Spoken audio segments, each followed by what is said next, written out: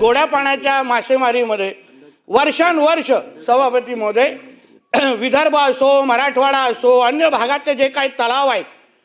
तिथे वर्षानुवर्ष ते ठेके दिलेले आहेत. एकाच संस्थेला 30-40 वर्ष ठेके दिलेले आहेत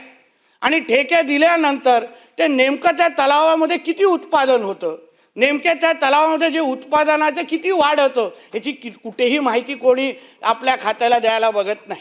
मग आम्ही एक निर्णय घेतला सभापती महोदय, हे जेवढे जे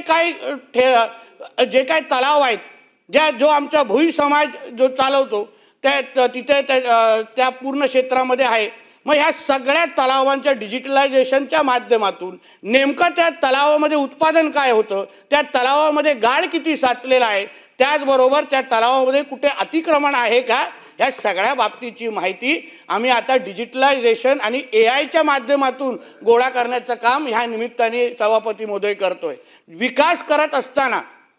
मग AIच्या निमित्ताने आम्ही एकंदरीत ह्या क्षेत्रामध्ये उत्पादन कसं वाढू शकतो, डिजिटलायझेशनच्या माध्यमातून मच्छीमारांना खऱ्या अर्थाने सहकार्य आणि मार्गदर्शन कसं करू शकतो, कुठल्या भागामध्ये मासेमारी केली तर त्यांचं उत्पादन वाढेल, त्यांना जास्त मासे मिळतील, हे आम्ही AIच्या माध्यमातून आता मदत करण्यासाठी सुरू केलेले आहे. पण पहिला लक्ष आम्ही गोड्या पाण्याच्या मासेमारीच्या तलावांकडे लक्ष घालतोय. म्हणून मार्वल नावाची जी एजन्सी आहे त्यांच्याबरोबर गेल्याच आठवड्यामध्ये आमचं सामंजस्य करार झालं आणि त्या पद्धतीने आम्ही आमचं काम त्या निमित्ताने सुरू करतोय.